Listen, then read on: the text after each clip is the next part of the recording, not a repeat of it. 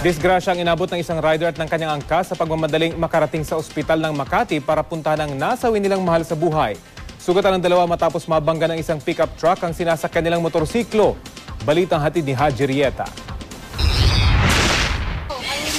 Patungo raw sa ng ospital ng Makati ang rider si Joe Brian Bernal at isang angkas nang bigla na lamang umano silang banggain ng isang humaharurot na pickup truck.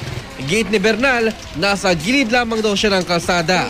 Pero ayon naman sa driver ng pickup na si Ricardo Madlang Bayan, ang motorsiklo raw ang nag-overtake sa kanya. Umovertake sila galing doon, tumama sa akin, umano na siya, disgrasya na. Mga mabilis talaga, nag-cut talaga. Madali talaga sila eh.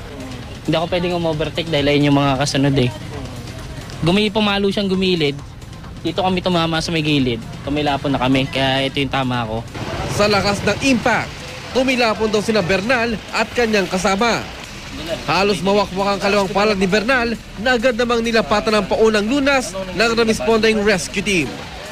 Aminado naman ng nasugatang rider na nagmamadali sila ng mga oras na iyon. May hinahabol din kami. Pupunta rin kami dahil namatayan kami. Hindi nga namin inabot sa ospital eh.